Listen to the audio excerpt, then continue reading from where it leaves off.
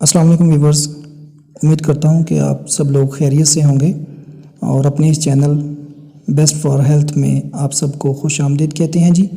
और आपकी टेंशन्स का मीटर डाउन करने के लिए मैं हूँ आपके साथ, आपके पास।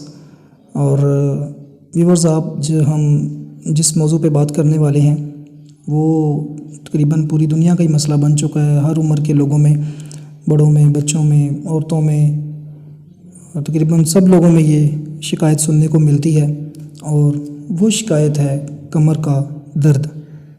जी व्यूअर्स, कमर का दर्द बिल्कुल ये उज़लात में कमज़ोरी की वजह से होता है।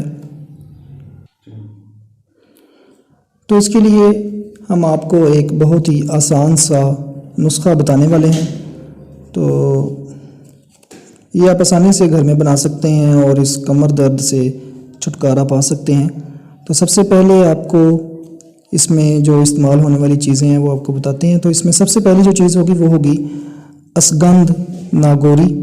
ये किसी भी आप ग्रोसरी स्टोर पर जाएंगे, पंसार स्टोर जो होते हैं, तो वहाँ से आपको बआसानी ये दस्तयाब होती है, आसानी से मिल जाएगी। तो सबसे पहले आपने क्या लेनी है, असगंध नागौरी।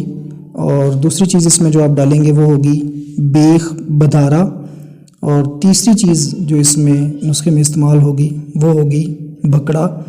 ये बीज से होते हैं छोटे छोटे, तो ये आप इस्तेमाल करेंगे इसमें। और चौथी चीज़ जो इसमें डालेंगे आप वो होगी मगज़ बादाम। और पांचवी चीज़ जो इस नुस्खे में इस्तेमाल होने वाली है वो है मगज़ अखरोट। और छठी चीज़ जो हम इसमें डालेंगे वो होगी मुनक्का। और सातवीं चीज़ जो इस नुस्खे में इस्तेमाल होगी वो होगी नारियल। और आठवें नंबर पर हम इसमें जो चीज़ डालने वाले हैं वो है सूंठ। इसको जंजबील भी कहते हैं और ये जो खुश्क अदरक होता है उसको ये कहते हैं। तो ये सारी चीज़ें आपने हम वज़न ले लेनी है, 20 ग्राम, 30 ग्राम, 50 ग्राम, जितनी भी आप बनाना चाहें। तो इनको अच्छी तरह से बारीक करके पीस लें और फिर इसमें इतना शहद मिला लें कि ये नरम हो जाए, थोड़ी सी ढीली सी ऐसे नरम सी बन जाए, मजून सी एक बन जाए। तो ये आपने 1 चम्मच सुबह और 1 चम्मच रात को खाने के बाद नीम गर्म दूध के साथ इस्तेमाल करनी है। 1 गिलास, पौना, आधा, जितना भी आप आसानी से पी लें, तो उसके साथ ये इस्तेमाल करनी है। तो इंशाल्लाह इससे आपको बहुत ही ज़्यादा फ़ायदा होगा।